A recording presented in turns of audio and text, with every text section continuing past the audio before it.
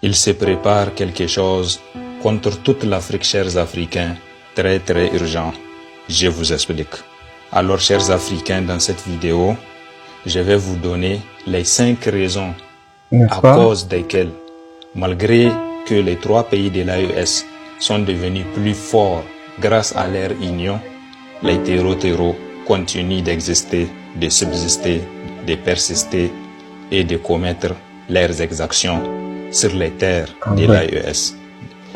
Alors, chers Africains, la première raison, c'est en réalité la présence des bases militaires des pays occidentaux, plus précisément de l'Hexagone, dans certains pays africains.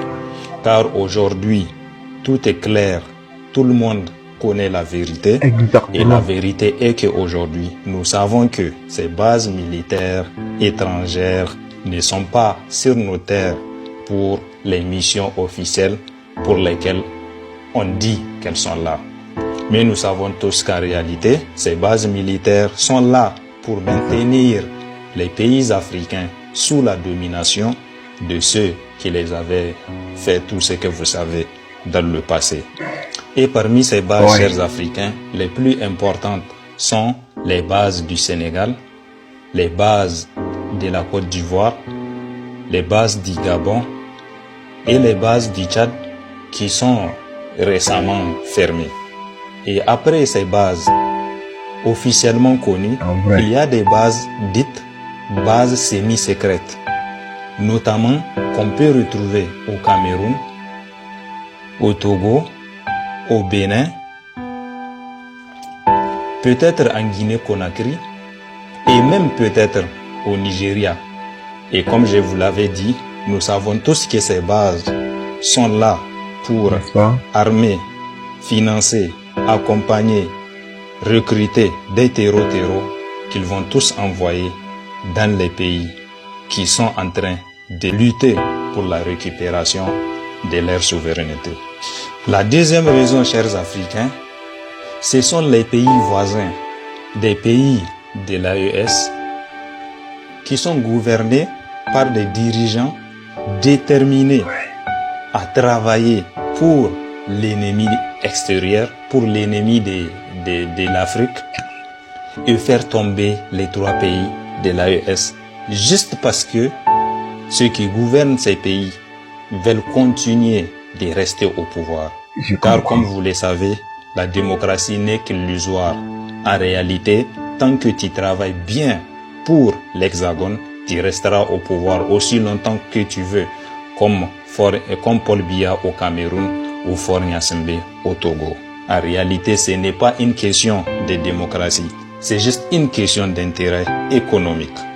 Alors, chers Africains, la deuxième raison pour laquelle ces terreaux continuent d'exister, c'est à cause aussi de nos voisins qui sont gouvernés par des leaders qui sont en intelligence avec nos ennemis.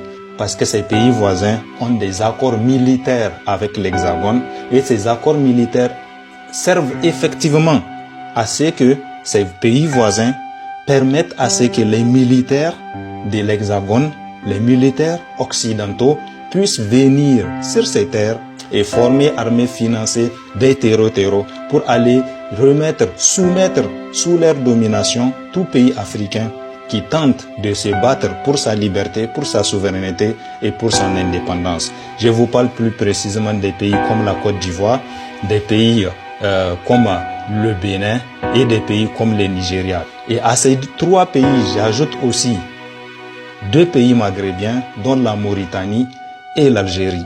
L'Algérie a déjà fait toutes ses preuves pour nous convaincre qu'en réalité, elle est du côté des terreaux et qu'elle n'est pas de notre côté.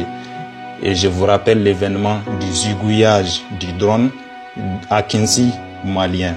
La Mauritanie aussi avait fait ses preuves, car à un moment, lorsque les terreaux sont zigouillés, ils fuient pour aller en Mauritanie se faire soigner. Vous voyez, chers Africains, ces gens, ils donnent le droit aux terreaux de traverser leurs frontières pour trouver refuge, mais ils ne donnent pas le droit aux militaires maliens, nigériens, burkinabés de poursuivre, de traverser leurs frontières pour aller zigouiller les terreaux qui commettent des exactions sur leurs terres. Ça, c'est un soutien total. C'est plus qu'une preuve qui montre que ces pays travaillent avec les terreaux. La troisième raison, chers Africains, c'est l'accord militaire, l'accord monétaire. L'accord monétaire qu'il y a entre les 14 États africains auparavant dominés par l'Hexagone maintient ces pays dans une pauvreté ahurissante. Une pauvreté qui rend impossible l'industrialisation de ces pays et qui augmente la pauvreté et qui augmente le chômage. Et vous le savez bien, un pays dans lequel il y a trop de chômage est un gîte, est une ressource qui forme